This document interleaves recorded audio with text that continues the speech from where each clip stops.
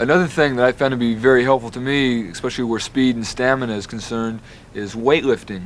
I got into lifting a few years back because in the same way that I talk about having like an overabundance of technique, I think it's important to have an overabundance of power and endurance, especially in soloing situations. Because I mean, like, imagine this, all right?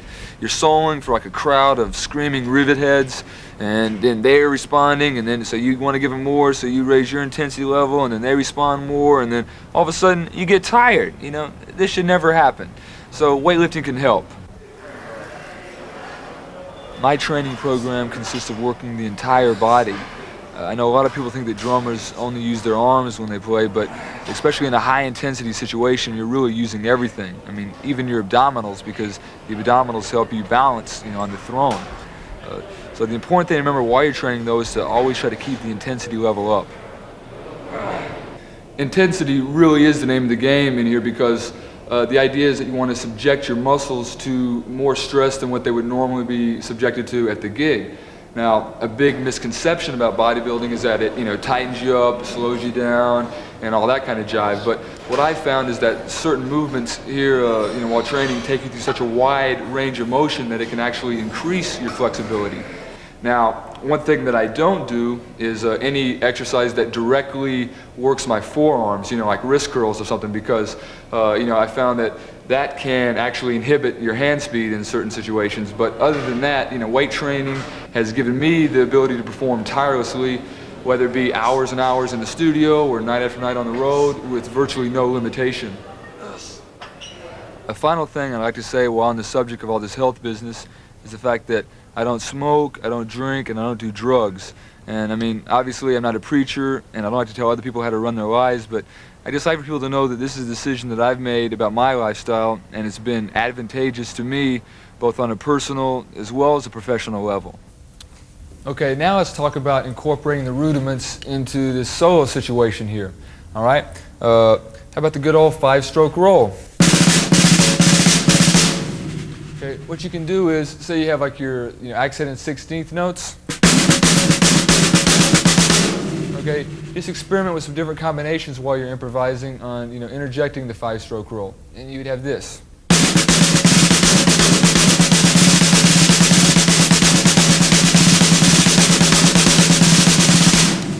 Okay, now keep in mind that I like to do the 5-stroke 2 different ways. Sometimes I'll do the right, right, left, left, right sticking.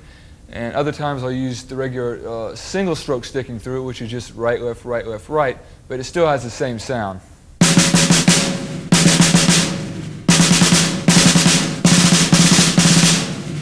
Okay, now how about 9-stroke rolls? Same principle there.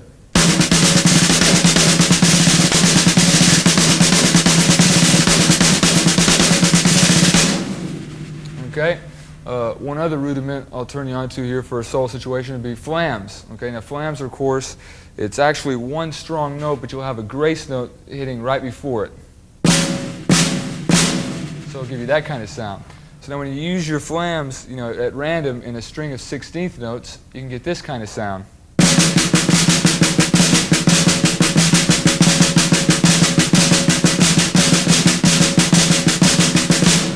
These kind of things. So once you get comfortable with utilizing the flams in a 16th note flow on the snare, then you can begin to incorporate some different combinations with using the flam with the toms. So for instance, if you had something like this, okay, you just let your hand travel up to one of the toms, and it'll sound like that.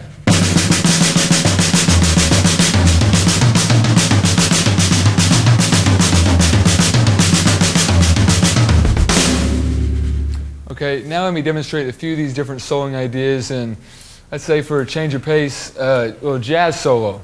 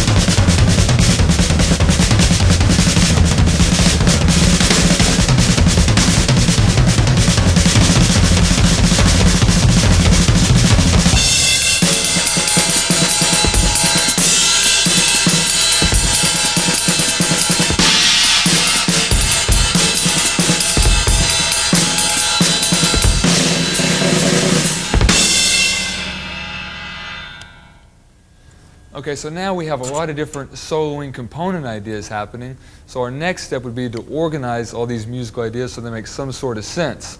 Okay, your solo should have some kind of form. There should be a structure. There should be like a beginning, a middle, and an end. And you may want to incorporate the elements of, contour, contrast, and then have some kind of climax happening there. Because this way, it's just a bunch of riffs then if you don't organize it in some kind of way like that. So let's start with some solo opening ideas. Okay, a lot of times what I like to do to open a solo is maybe just get a real serious groove happening, and this kind of draws the audience into what you're doing, and then you could expand and elaborate on the initial rhythmic theme from there. So it could be something as simple as this.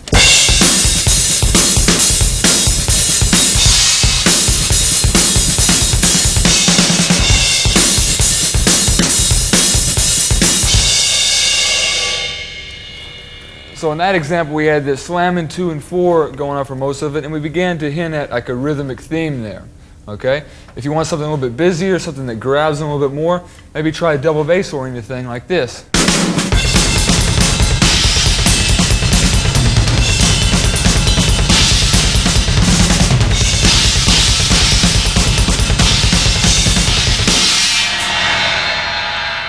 So with that example, we had the underlying pulse of the double kick.